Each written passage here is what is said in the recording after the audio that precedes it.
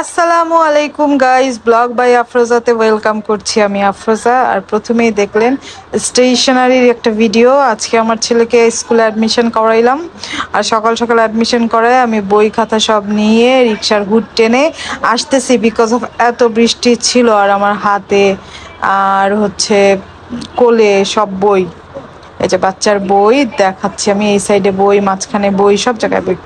তো আমি একটু ভিডিও নিচ্ছিলাম আপনাদের জন্য, যে আপনাদের সাথে শেয়ার করব।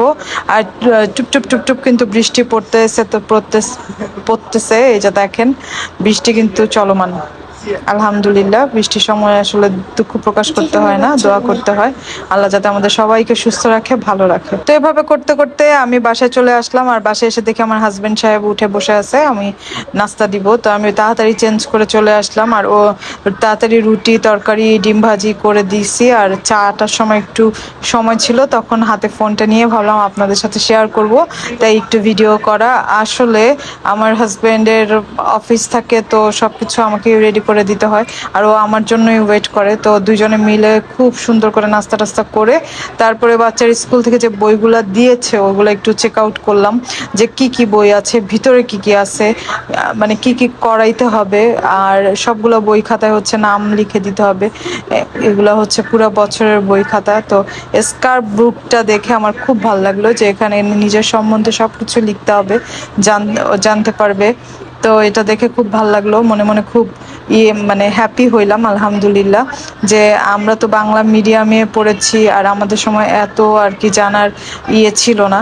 বাট ওদের টাইমে অনেক কিছু জানার আছে, শেখার আছে। আর ওর সাথে সাথে এখন ওকে তো স্কুলে দেওয়ার সাথে সাথে আমারও শুরু থেকে শুরু করা আর কি পড়াশোনা। তারপরে হচ্ছে ঘরের কাজকর্মে মনোযোগ দেই। এই জায়গাটা ভাবতেছিলাম, এই ক্যাবিনেটটা অনেক দিন ধরে পরিষ্কার করবো, প্রায় 1 মাসের বেশি সময়, না 1 মাস হয় নাই আসলে। তারপরেও আমার কাছে মনে হচ্ছিল যে অনেক দিন হয়ে গেছে। তো এটা একদম পরিষ্কার টরিষ্কার করে হেল্পিং হ্যান্ড আপা একদম মুছে টুছে দিছে। তো আমি ফ্লাওয়ারগুলো সেট করছিলাম, ফুলদানিগুলো সেট করছিলাম। আর এই সেট করার কাজগুলো আমার কাছে খুব ভাল লাগে, এগুলো সেট করতে আমার কাছে খুব ভাল লাগে। আর যে কোনো জিনিস অর্গানাইজ করতে আমি বেশ এক্সপার্ট আর কি, পুটু টাইপের। তো এই সবগুলা জিনিস ডেকোরেশনস আইটেম আমার পছন্দের অনুযায়ী কেনা, আমার কাছে খুব ভালো লেগেছে। তো এই ট্রেটাও আমি খুব সুন্দর করে টিস্যু দিয়ে পরিষ্কার করে নিয়েছিলাম, এই যে টিস্যু একটার মধ্যে একটু লেগেছিল। তো এগুলা পরিষ্কার করতে কিন্তু বেশ সময় লেগেছে। আর ভিডিওতে কিন্তু অল্প অল্প একটু একটু ভিডিও নিয়েছি, এগুলো ধুয়ে সব মুছে পরিষ্কার করেছি। কারণ ধুলা না মুছলেও যায় না, একদিন পরে আবার মনে হয় যে ধুলা বসে গেছে। তো এটা ধুইলে একদম চকচকা টাইপের পরিষ্কার হয়। আর এই শোপিসটাও আমার খুব পছন্দের, তো এটাও আমি খুব সুন্দর করে ধুয়ে দিয়েছি হেল্পিং হ্যান্ড আপা। আমি একদম টিস্যু দিয়ে মুছে চকচকা করে ফেলেছি। আর এটার মধ্যে ফিতাগুলা অ্যাডজাস্ট করতে হবে, তো ওগুলা করে নিচ্ছিলাম। আচ্ছা, ঘরের জিনিস কে কে কিভাবে পরিষ্কার করেন?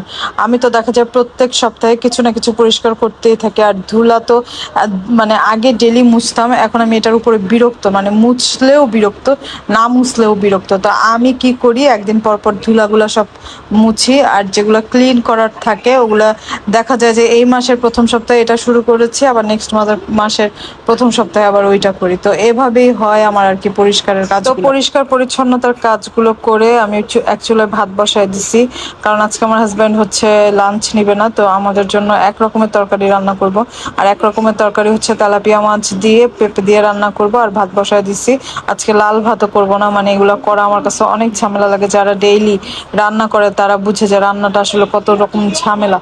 তো আজকে আমি এই 2 পদ রান্না করেই হচ্ছে শেষ করে দিব। তো প্রথমে হচ্ছে তেলাপিয়া মাছ আমি একদম লবণ মরিচ দিয়ে মেখে তারপরে হচ্ছে তেলের মধ্যে একটু ভাজা ভাজা করে ভেজে নিব। আর প্রথম সাইড তো ভাজা হয়ে গেছে, এখন উল্টায় পাল্টায় ভাত ভেজে নিচ্ছি। তেলাপিয়া মাছের আসলে এক এক ধরনের পদ করা যায়। আজকে ভাবলাম যে যেহেতু 1 পদ রান্না করব, তাই পেঁপে দিয়ে ঝোল করি। আর যখনই ঝোলের চিন্তা মাথায় আসে, তখন আমি জিরা পেঁয়াজ এগুলো বেটে নেই, তাহলে ঝোলের রান্নাটা অনেক বেশি মজা হয়। তো প্রথমেই হচ্ছে আজকে আর আমি কাটা পেঁয়াজ দিইনি, আজকে তেল দিয়ে ওই বাটা মশলাটা দিয়ে হলুদ মরিচ দিয়ে একেবারে পানি দিয়ে নিয়েছি, এভাবেই কষানো হইতে থাকবে। আর অন্যদিকে পেঁপেটাও দিতে থাকবো। কারণ পেঁপেটা এইভাবে দিয়ে দিলে হবে কি একসাথে ওই তরকারিটাও কষানো হবে, মশলাও কষানো হবে। মানে আজকে হচ্ছে রান্নার শর্টকাট ফর্ম, যত শর্টকাটে রান্না করা যায়। এর মাঝখানে হচ্ছে বাচ্চাকে একটু হাতের লেখা করাচ্ছিলাম, তারপরে আবার ওকে গোসল করাই দিছিলাম। দুপুরে কিন্তু মেয়েদের বাসায় অনেক কাজ থাকে। তারপরে আমি আবার আজকে একটু ট্রেডমিলে হেঁটেছিলাম ও দুপুরবেলা, যেহেতু রাতে আবার বাচ্চাকে পড়াইতে হয় বা বাইরে যাওয়ার কোনো কাজ থাকলে আজকে একটু রাতে বাইরে যাব। আমি ওই সময় রান্না কমপ্লিট করে ফেলছি, আর ভিডিওস বানাইতে পারি নাই, কি কাজ করতেছিলাম আল্লাহই জানে। আর এখন এই যে বটটার সাথে একটু আলু মিক্স করবো, কারণ অলরেডি মানে বট খালি খেয়ে দেখলাম, এখন একটু আলু খেয়ে দেখছি, তো আলুটা লবণ দিয়ে সিদ্ধ করে নিয়ে এবার করে নিচ্ছি আর কি। তো সন্ধ্যায় চলে আসছি বাইরে, একটু ইজিতে গিয়েছিলাম একটা টি শার্ট কিনতে, ননদের হাজবেন্ডের বার্থডে, তো ওকে গিফট করব বলে।